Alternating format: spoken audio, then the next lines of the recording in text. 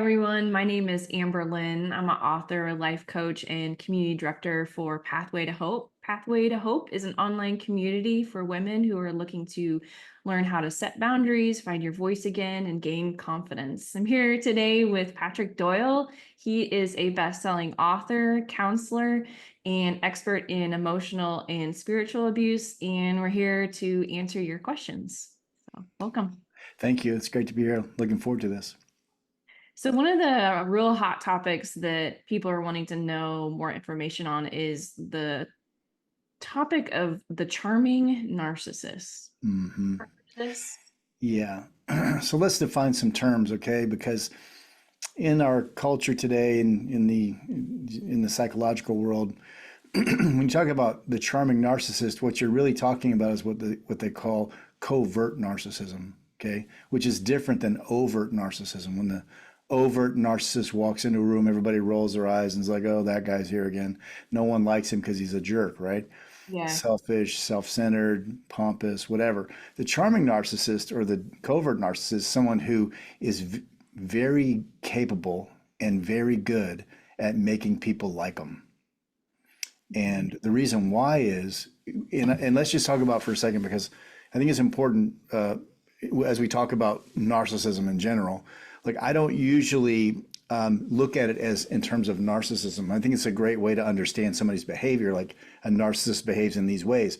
But underneath narcissism, or the result, narcissism is the result of massive levels of denial. So this is the thing that is going to destroy you, is their denial.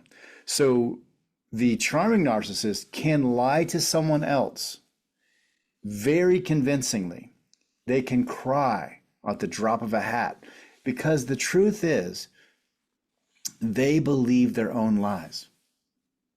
So then when you're behind closed doors with them and they're not being charming and they're not hiding and they're being more honest, they will destroy you. And what happens is, I see this all the time, it confuses the person that's with the charming narcissist because they're like, well, everybody likes him. It must just be me. I must Mm. be too sensitive. I must be too intense. I must fill in the blank. I'm too something. But the Mm-hmm. truth is, what you're dealing with is massive industrial strength denial and manipulation. The charming narcissist wants to look good in the places where it gives them power.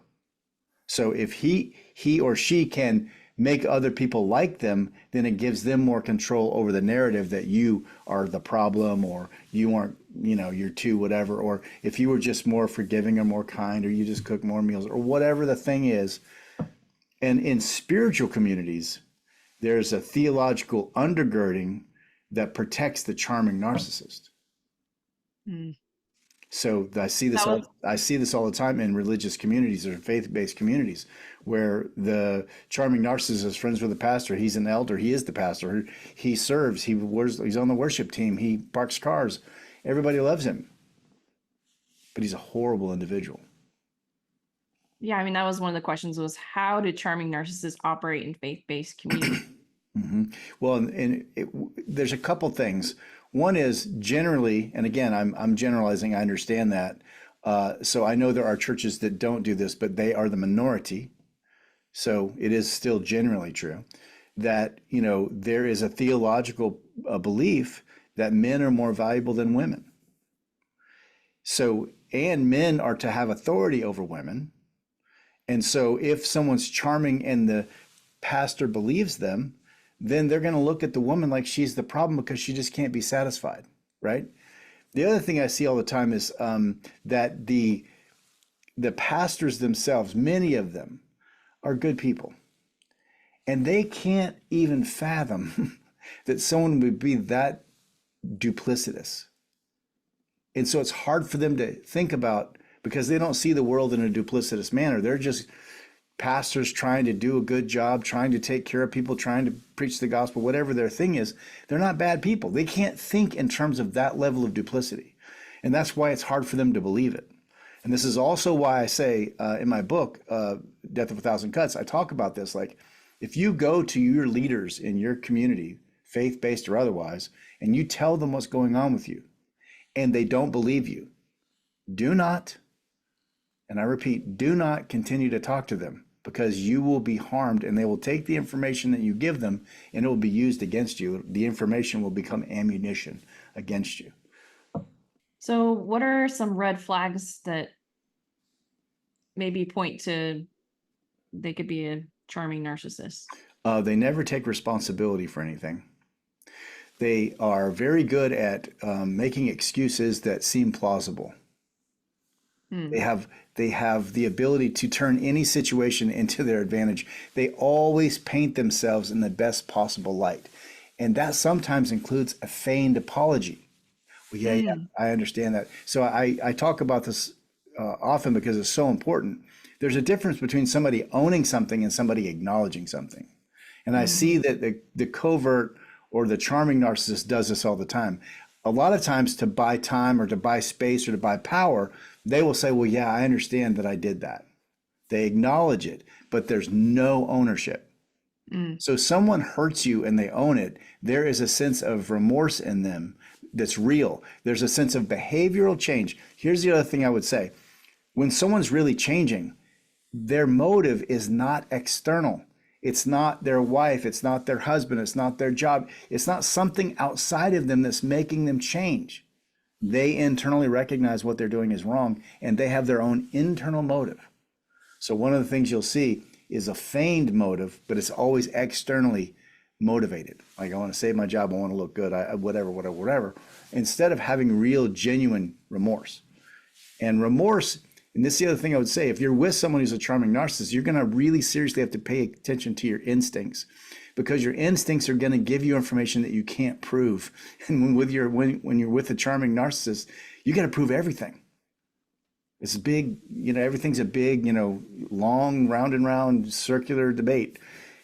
So when you trust your instincts that that's off, just trust it instead of trying to prove it, right? Mm. And then watch behavior.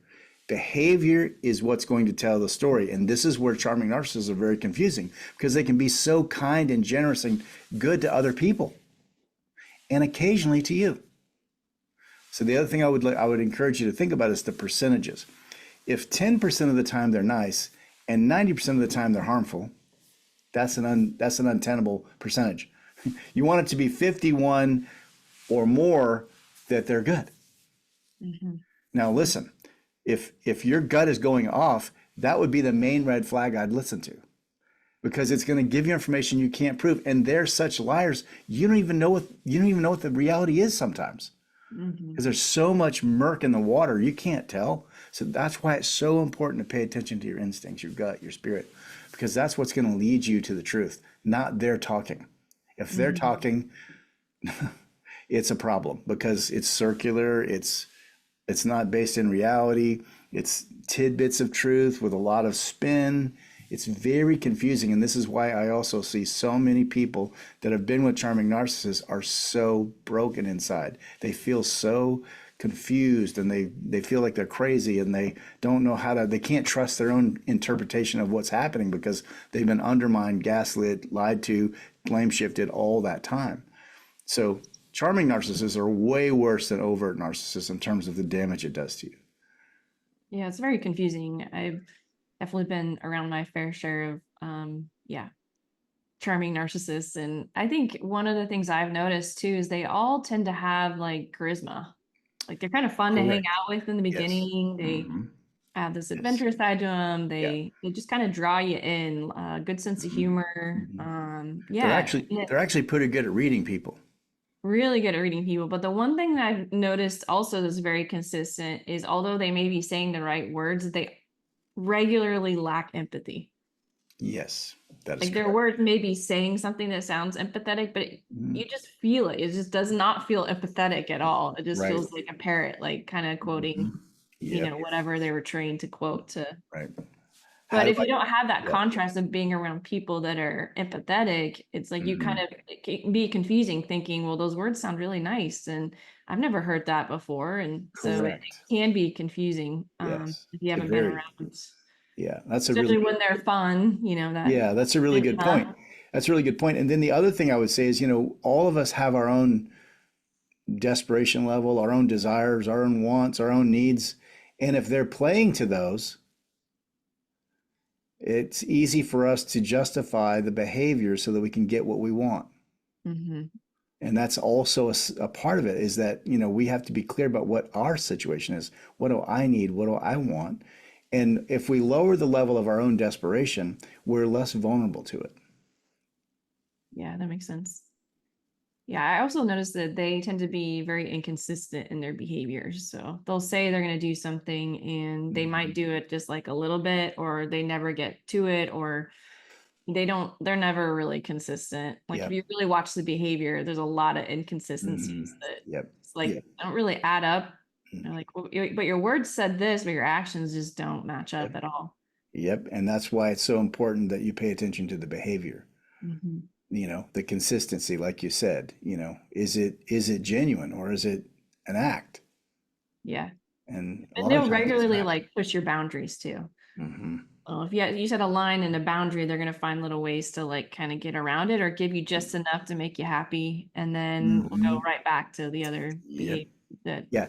Yeah. where you set that line to begin with. So And they'll often, it's a very great point, Amber. They'll often move kind of move the boundary a little bit in a really nice way.